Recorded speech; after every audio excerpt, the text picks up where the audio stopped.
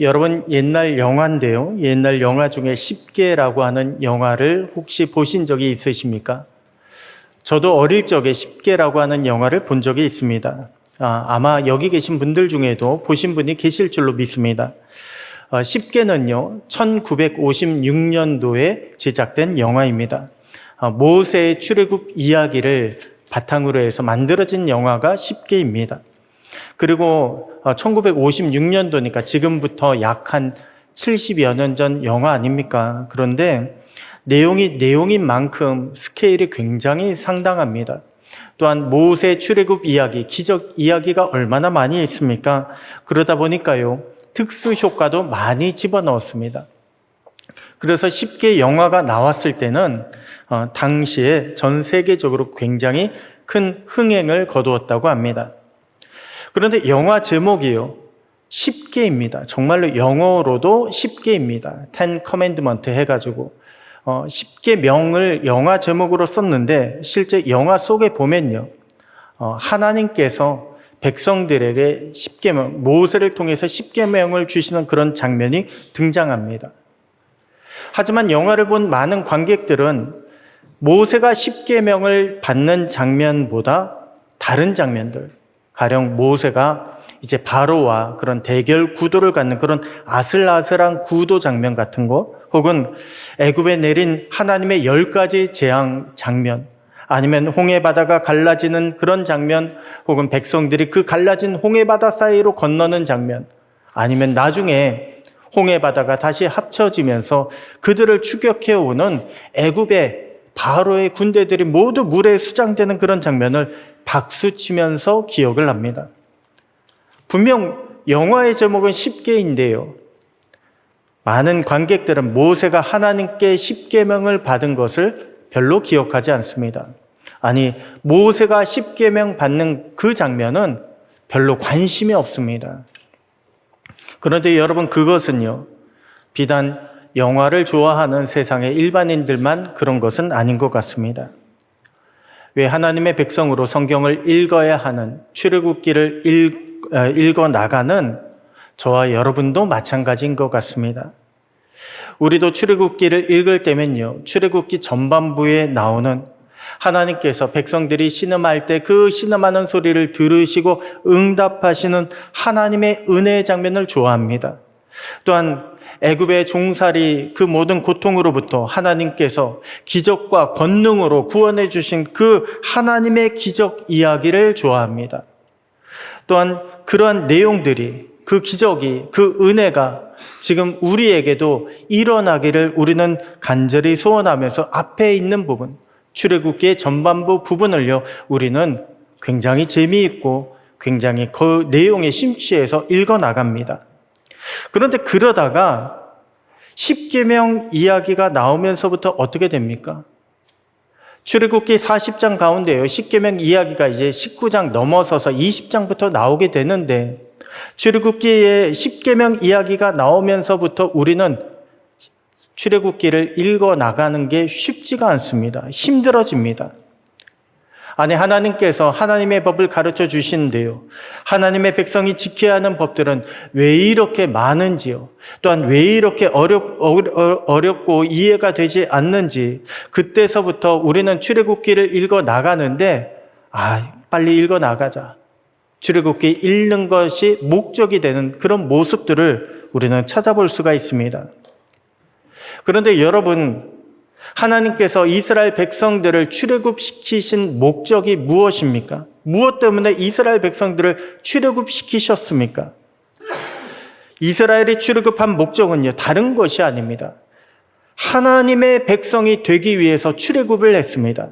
하나님의 거룩한 백성이 되기 위해서 출애굽을 했습니다. 이스라엘 백성들이 출애굽을 했을지라도 하나님의 백성이 되지 못한다면요, 종살이로부터 해방된 것이 아무런 소용이 없습니다. 이스라엘 백성들이 하나님의 거룩한 백성이 되지 못한다면 출애굽할 때 겪었던 그 수많은 기적이 아무런 의미가 없습니다. 또한 하나님의 백성이 되지 못한다면 광야 40년 동안 받았던 그 은혜가 아무런 소용이 없습니다.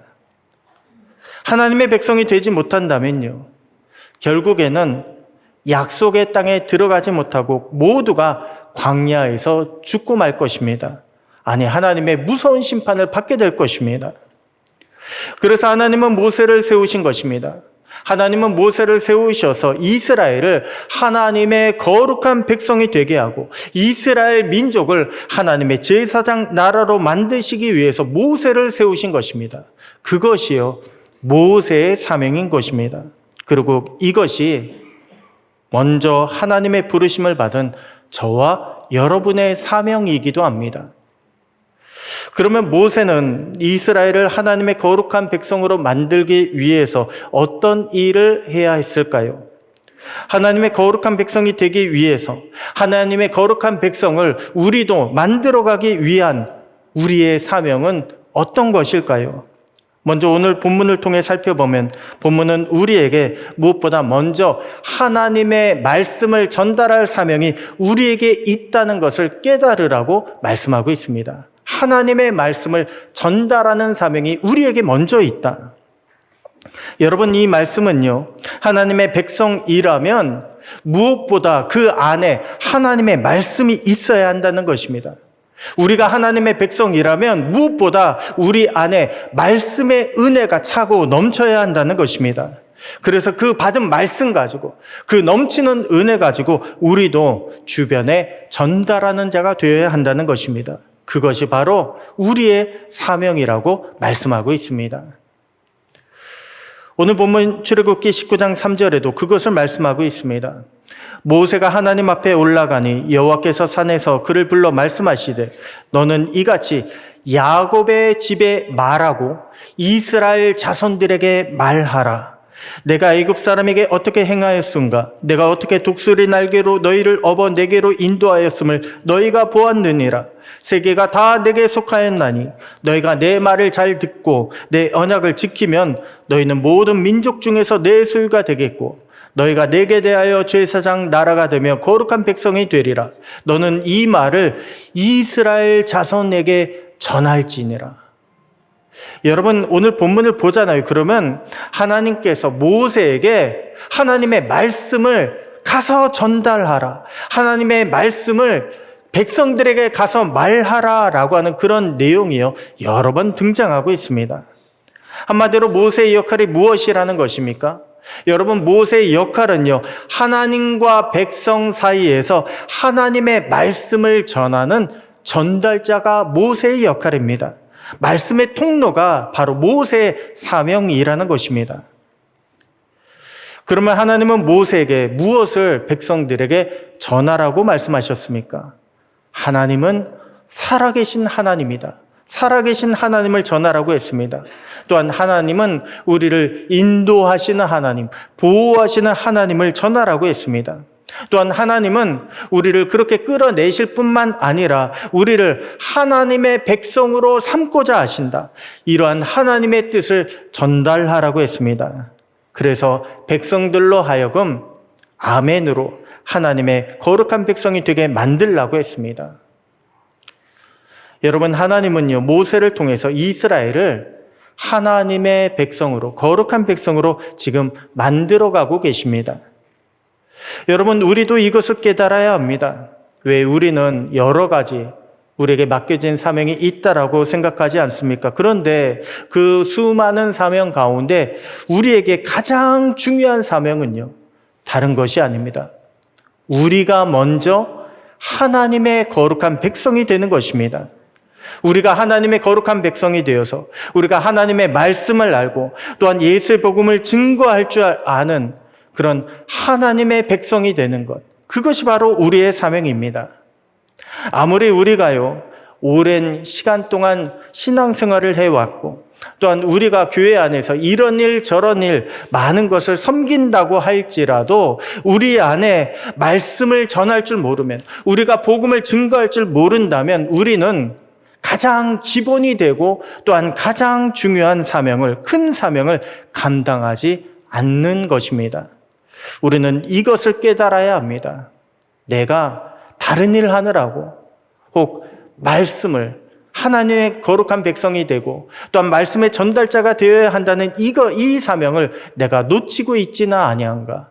우리는 이것을 이 시간 돌아봐야 합니다.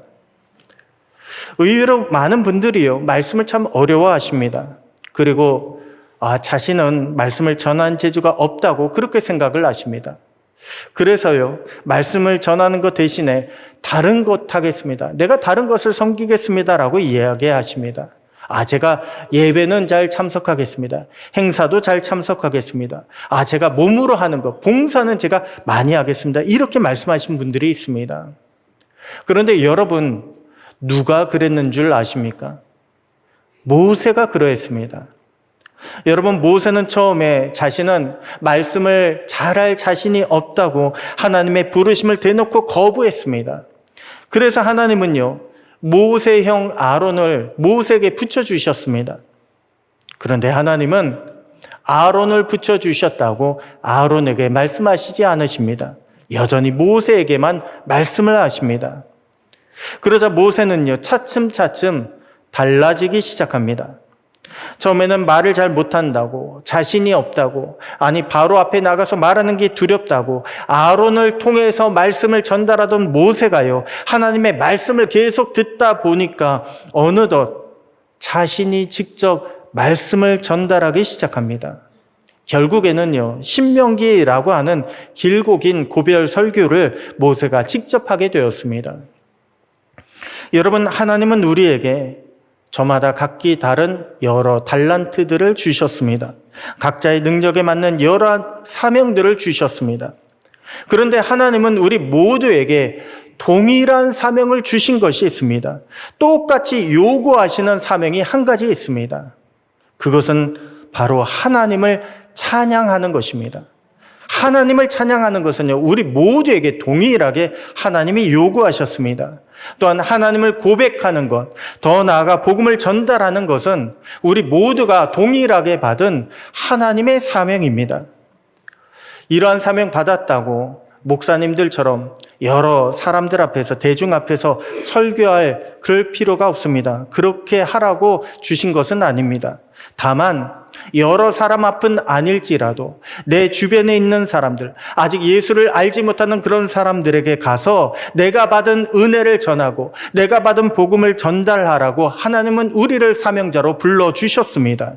그것이 우리에게 가장 중요한 사명인 것입니다. 목사님, 이제 저는요, 나이가 많습니다. 이제 저는 기운이 없습니다. 재주도 없습니다.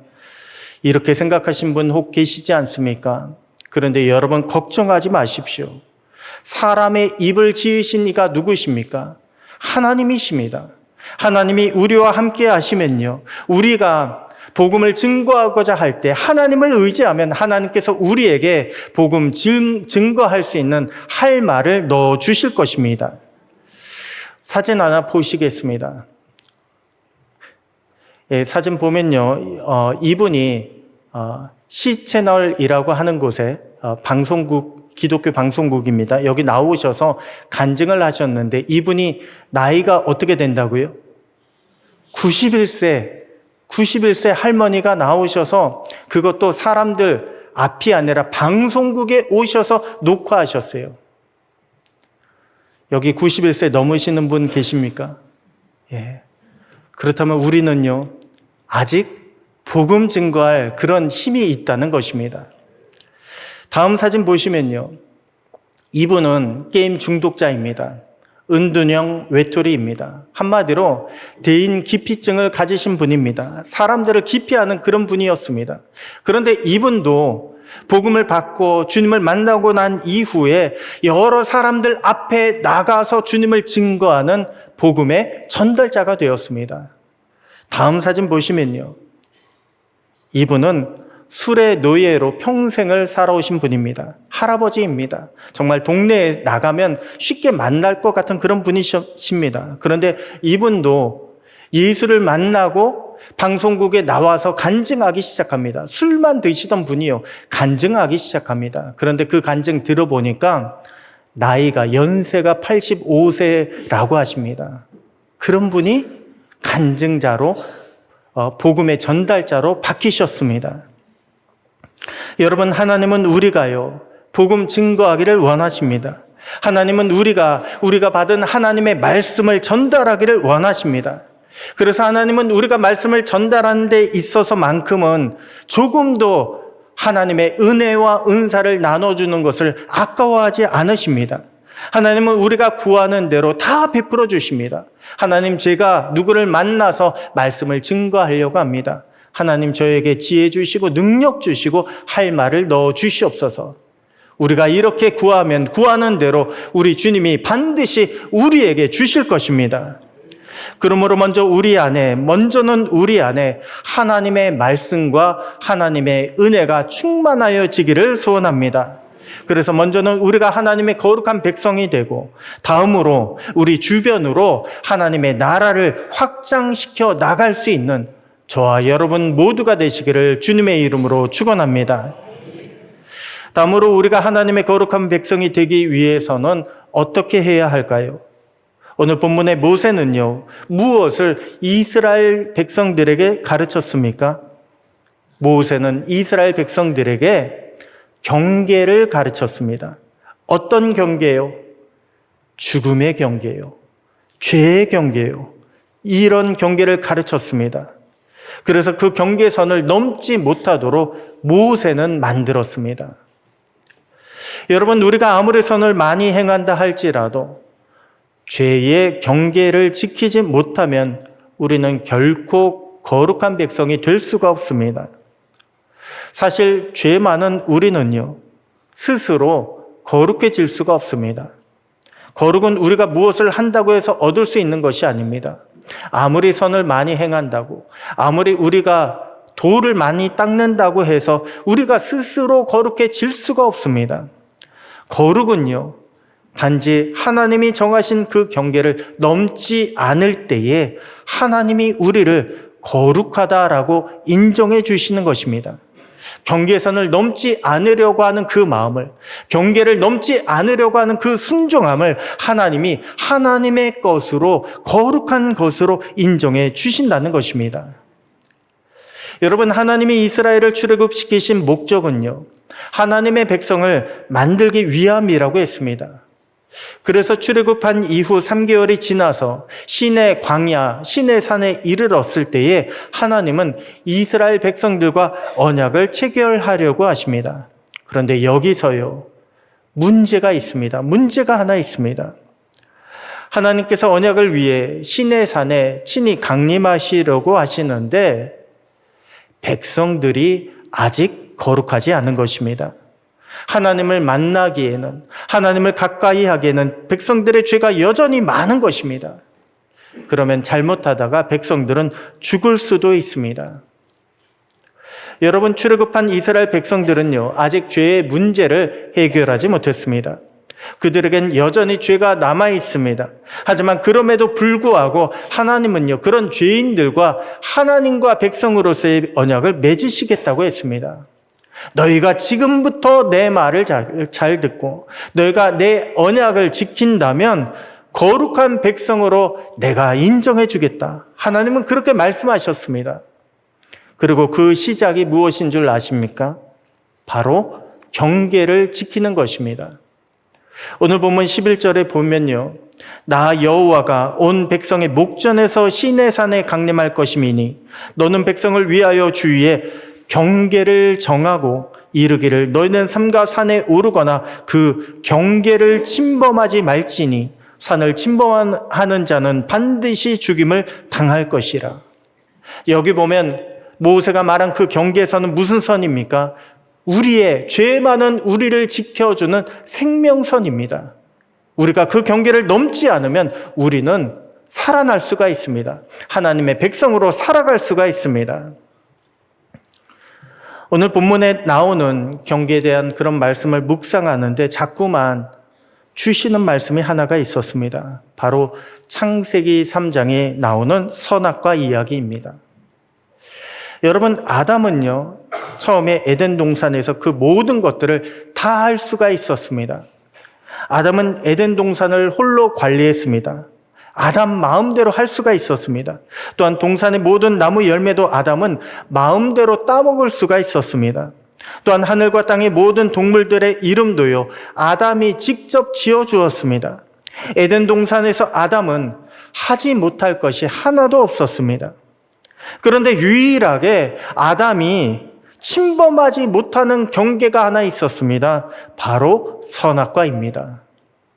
하나님은 선악과의 경계를 통해서 모든 것을 다 할 것만 같은 아담에게 너에게는 주인 되는 하나님이 계시다. 이것을 알게 해주셨습니다.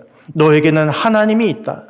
또한 그 경계를 어기게 되면 정령 죽으리라. 반드시 죽을 것이다. 너는 죽을 수 있는 존재다라고 하는 그것을 깨닫게 해주셨습니다. 여러분, 그렇습니다. 거룩이라고 하는 것은요, 내가 죽을 수밖에 없는 존재이구나라고 하는 것을 깨닫는 사람만이 거룩을 찾게 됩니다. 내가 죽는다는 그것을 느끼지 못하고 깨닫지 못하면 그 사람은 결코 거룩해질 수가 없습니다. 이 땅에서 자기 마음대로 살아가게 됩니다. 그런 사람은 하나님을 인정하지 않습니다. 결코 하나님을 인정하지 않는 사람도 거룩해질 수가 없습니다. 그러므로 우리가 거룩하게 살아가기 위해서는요, 아이러니하게도 죄라고 하는 무서운 경계선을 날마다 깨달아야 합니다. 우리는 날마다 죄의 경계 가운데 살아가고 있다라고 하는 것을 우리가 깨닫게 될 때 우리는 거룩을 추구하게 됩니다. 하나님을 찾게 됩니다. 말씀을 지키며 오늘도 하나님의 구원하심을 우리는 소망하게 됩니다. 그렇게 하나님을 의지할 때에 그때 우리가 그 경계를 지키는 거룩한 자로 살아가게 되는 것입니다. 그래서 바울은요, 고백하기를 나는 날마다 죽노라라고 고백했던 것입니다. 그것은 바울이요, 날마다 죽노라 두려움으로 신앙생활 했다는 이야기가 아닙니다. 바울이 날마다 죽노라라고 고백했던 것은 죽을 수밖에 없는 내가 하나님의 은혜로 말미암아 내가 오늘도 이렇게 살아가고 있다라고 하는 것을 고백하는 것입니다. 나는 오늘도 하나님의 은혜로 살아가고 있다. 여러분, 오늘날 세상은요, 점점 경계가 모호해지고 있습니다. 또한 그 경계선을 교묘하게 감추고 있습니다. 그러면 어느 순간 말씀의 경계선이요, 흐트러질 수가 없습니다. 우리도 그것을 그냥 뭣도 모르고 살아가다 보면 그러한 말씀의 경계선이 흐트러질 수가 있습니다. 왜? 사랑하라. 우리도 사랑을 실천해야 된다라고 하는 그것을 이유로요, 동성애에 대한 경계선이 흐트러진 그런 교회들이 있습니다. 서구권에 있는 교회들은요, 얼마나 많이 이 사랑이라고 하는 그 주제를 놓고서 동성애에 대해서, 죄에 대해서 그 경계선이 흔들렸는지 모릅니다. 무너졌는지 모릅니다. 또한 배타적 태도를 버리자며 다른 종교들과 이제는 교류하자, 우리 기독교도 이제는 바뀌어야 된다, 그런 이야기가 나오고 있는 거 우리가 볼 수 있지 않습니까? 또한 사회적 정의를 내세워서 포괄적 차별금지법을 다시금 올리고 이거를 통과시키려고 하는 사람들이 있을 수가 있습니다. 여러분, 우리가 경계선을 지키지 않으면, 우리의 경계가, 죄에 대한 경계가 흐트러지게 되면 언제든지 우리는 죄에 물들 수가 있습니다. 거룩을 잃어버릴 수가 있습니다. 우리는 교회 안에서도 마찬가지입니다. 교회 안에서 예배 드릴 때는 다들 거룩한 모습으로, 경건한 모습으로 예배를 드립니다. 그런데 교회 밖을 나서는 순간, 특히 집 안에 들어오게 되면요, 여기는 내 구역입니다. 내 집입니다. 내 마음대로 할 수 있습니다. 라고 하면서 그렇게 경계선이 흐트러진 모습 혹 있지는 않습니까? 우리가 일터에 나가서, 아니 다들 이렇게 돈 번다고, 사람들 보라고 다들 이렇게 살아가고 있지 않냐고 라고 하며 우리의 일터 가운데 혹 무너진 경계가 있지는 않습니까? 우리 아이는 좋은 대학 가야 합니다. 우리 아이는 좋은 직장 얻어야 합니다. 우리 아이는 성공해야 됩니다. 라고 하는 것 때문에 우리 아이에 대한 신앙의 경계가 혹 무너지고 있지는 않습니까? 여러분, 우리 안에 이러한 경계선이 혹 흔들리거나 무너졌다면 다시금 주님의 말씀으로 우리의 경계선을 굳건하게 세워 가시기를 바랍니다. 그래야 우리 가정이 하나님께서 임재하시고 하나님께서 다스리시는 거룩한 나라가 될 수 있게 되는 것입니다. 이 시간 우리 안에 또한 우리 삶 가운데 말씀의 경계를 확실하게 세우심으로 죄의 유혹과 고난의 시험에 넘어가거나 쓰러지지 않는 하나님의 거룩한 백성들 다 되시기를 주님의 이름으로 축원합니다. 마지막으로 우리가 하나님의 거룩한 백성이 되기 위해서는요, 하나님의 임재를 준비하는 자가 되어야 합니다. 오늘 본문은 하나님과 언약을 맺기 전의 상황입니다. 이전까지만 하더라도요, 이스라엘은 하나님을 조상들의 하나님이라고 그렇게 불렀습니다. 무슨 말입니까? 조상들의 하나님이지 아직 나는 하나님을 나의 하나님으로 잘 믿지 못하겠다는 것입니다. 받아들이지 못하겠다는 것입니다. 그런데 이제는요, 하나님과 언약을 통해서 자신들의 하나님이라고 부르고 또한 자신들의 하나님으로 섬기려고 합니다. 그렇게 언약을 하나님도 맺으시려고 합니다. 그런데 조건이 하나 있습니다. 백성들이 하나님과 언약을 맺기 위해서는 하나님의 임재를 준비해야 합니다. 여러분, 하나님은요, 언약을 맺으시고 언약만 맺으시고 한마디로 계약서에 도장만 찍으시고 떠나시려는 것이 아닙니다.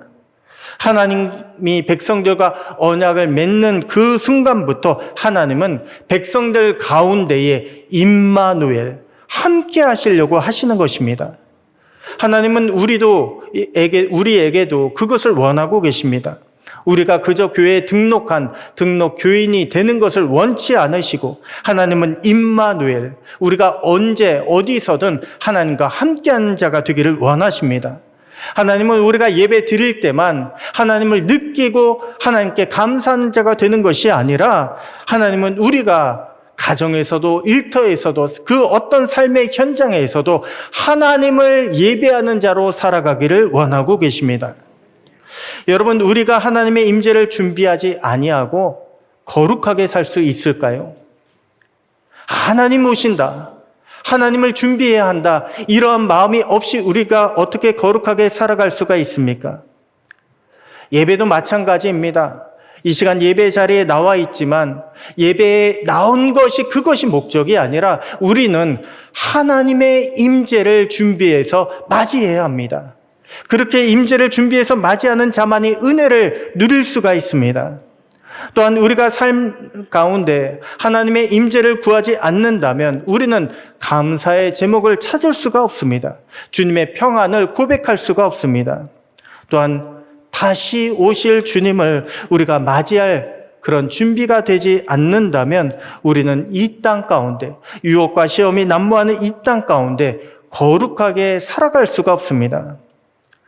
오직 하나님의 임재를 생각하고 준비하는 자만이요, 하나님의 거룩한 백성으로 이 땅 가운데 승리하며 살아갈 수 있게 되는 것입니다.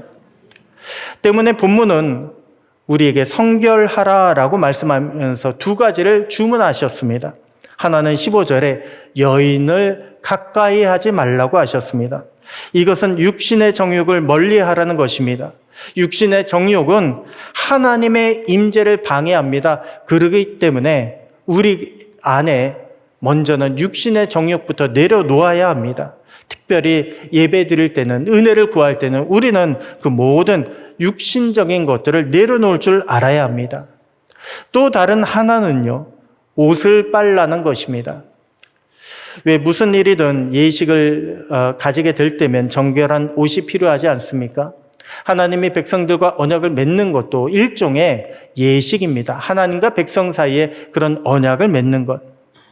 그런데 여러분, 옷을 빠는 것이요, 우리가 생각하는 것만큼 쉬운 일이 아닙니다. 우리는 옷을 빨라 그러면 그냥 세탁기에 넣고 버튼만 돌리면 되잖아요. 누르면 되잖아요. 그런데 지금 이곳이 어디입니까? 지금 이곳은요, 시내산이 보이는 시내 광야입니다. 광야. 이곳은 물이 귀한 곳입니다. 아니, 빨래하기는커녕 아침에 일어나서 세수하기도 물이 아까운 그곳이 바로 이곳입니다. 그런데 하나님은 백성들 모두에게 옷을 빨라고 명령하셨습니다. 옷을 빨라. 왜 예전에 홍해바다를 건넌 백성들이요, 단 3일 만에 원망했던 그런 이유가 무엇입니까? 이곳에 무리바에 도착했더니 이곳에는 마실 물이 없더라. 이것 때문에 백성들이 원망하지 않았습니까? 그렇게 물이 귀한 것을 아는 백성들에게 하나님은요, 옷을 빨라고 명령하셨습니다. 무슨 뜻입니까? 하나님의 임재를 준비하기 위해서는요, 그냥 준비하는 것이 아니라 우리의 헌신이 필요하다는 것입니다. 하나님의 임재를 준비하기 위해서는 우리가 가장 아끼는 것일지라도 하나님 앞에 드리며 하나님이 채워주실 것이다 라고 믿는 그러한 믿음이 필요하다는 것입니다. 그러한 믿음이 없이는, 그러한 하나님을 향한 고백이 없이는 우리는 하나님의 임재를 제대로 준비할 수가 없습니다. 왜 직장인들 같은 분들은 주말이 쉬는 날이잖아요. 그렇기 때문에 주일 성수하는 것에 아무런 지장이 없습니다. 그런데 사업을 하시는 분들, 장사하시는 분들은 그렇지 않습니다. 대목이 주로 언제입니까? 주말입니다. 주일입니다. 그러다 보면 내가 예배드리러 가느라고 문을 닫게 되면 그 가게는 어떻게 되나? 내가 문을 닫게 되면 단골들이 떨어져 나갈 수도 있는데 그러면 내가 어떻게 살아가게 되나? 이러한 걱정이 찾아들게 됩니다. 이러한 걱정이 찾아오게 되면요, 하나님의 임재를 경험하지 못합니다. 실제로 이러한 걱정 때문에, 염려 때문에 주의를 제대로 지키시지 못하시는 성도님들이 얼마나 이 땅 가운데 많이 있는지 모릅니다. 여러분, 우리가 하나님의 임재를 경험하기 위해서는요, 마찬가지입니다. 그냥 몸만 나온 것이 아니라 우리는 하나님 앞에 내 모든 것을 드릴 수 있는, 헌신할 수 있는 그런 마음의 자세가 필요하고 믿음이 필요합니다. 하나님 앞에서는 내가 아무것도 아까워하지 않겠습니다 라고 하는 그런 믿음을 가진 자가 하나님의 임재를 경험하고 은혜를 경험하게 되는 것입니다. 오늘 저와 여러분에게 이러한 믿음이 있게 되기를 소원합니다. 여러분, 하나님이 우리와 함께 하시기만 하시면요, 물이 없는 그 광야에도 반석을 쳐서 물을 내주시는 분이 하나님이십니다. 하나님이 우리와 함께 하시기만 하면 매일같이 만나와 메추라기로 우리에게 일용할 양식을 먹여주십니다. 하나님이 우리와 함께 하시기만 하면 그 험한 광야 여정 가운데 하나님께서 불기둥과 구름기둥으로 우리를 보호하여 주십니다. 우리를 인도하여 주실 것입니다.